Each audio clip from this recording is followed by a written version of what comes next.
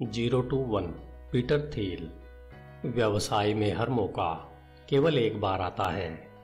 अगला Bill Gates एक operating system नहीं बनाएगा। अगला लैरी पेज या सर्गेई ब्रिन एक सर्च इंजन नहीं बनाएगा। और अगला मार्क जुकरबर्ग एक सोशल नेटवर्क साइट नहीं बनाएगा। यदि आप इन लोगों की कॉपी बना रहे हैं तो आप उनसे सीख नहीं रहे हैं। बेशक कुछ नया बनाने के बजाय किसी भी मॉडल में थोड़ा फेरबदल कर नकल बनाना आसान है। ऐसा करना दुनिया को 1 से n तक ले जाना है, लेकिन हर बार जब हम कुछ नया बनाते हैं तो हम 0 से 1 तक जाते हैं। हर बार कुछ नया बनाने के कार्य के परिणाम बहुत ही अलग और अजीब होते हैं। जब तक कंपनियां नई चीजों को बनाने के कठिन कार्य में निवेश नहीं करती हैं, तब तक वे भविष्य में असफल ही रहेंगी। इससे कोई फर्क नहीं पड़ता कि उनके मुनाफे आज कितने बड़े हैं। हमें जो विरासत में मिला है वह व्यवसाय की पुरानी तकनीकों को ठीक से प्रयोग करने से मिला है, लेकिन यह अब जितना आसान लगता है वह उतना ही असंभव है। यह स्थिति 2008 के संकट से कहीं ज़्यादा बदतर दिखाई देती है। आजकल की सर्वोत्तम मान्यताओं के कारण नए रास्ते अवरुद्ध हो गए हैं। विशाल प्रशासनिक नौकरशाहों की दुनिया में सार्वजनिक और निजी दोनों ही एक नए रास्ते की तलाश में एक चमत्कार की उम्मीद लगाए बैठे हैं। यदि अमेरिकी व्यवसाय सफल होने जा रहा है तो हमें असल में सैकड़ों नहीं हजारों चमत्कारों की आवश्यकता होगी।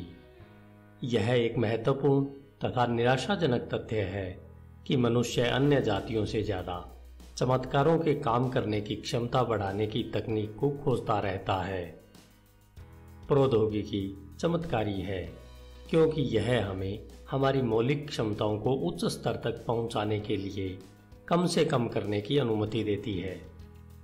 अन्य जानवरों को सहज रूप से बांधों या हनीकॉम्ब जैसी चीजों को बनाने के लिए प्रेरित किया जाता है, लेकिन हम केवल वे हैं जो नई चीजों का आविष्कार कर सकते हैं और उन्हें बनाने के बेहतर तरीके खोज सकते हैं। मनुष्य तय नहीं करते हैं कि पहले से दिए गए विकल्पों की कुछ ब्रह्मांडीय सूची से विकल्प बनाकर क्या बनाना है। इसके बजाय नई टेक्नोलॉजी बनाकर हम दुनिया की योजना को फिर से लिखते हैं।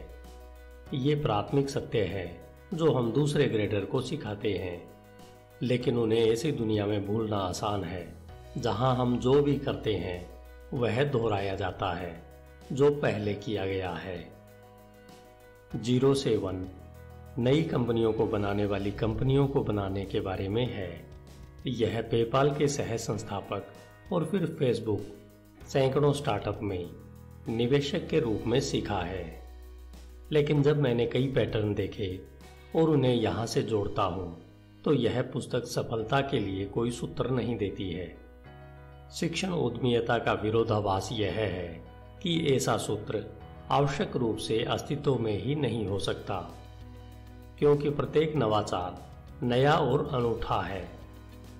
दरअसल मैंने देखा है कि एकमात्र सबसे शक्तिशाली पैटर्न यह है कि सफल लोगों को अप्रत्याशित स्थानों में मूल्य मिलता है और वे सूत्रों के बजाय पहले सिद्धांतों से व्यवसाय के बारे में सोचकर ऐसा करते हैं।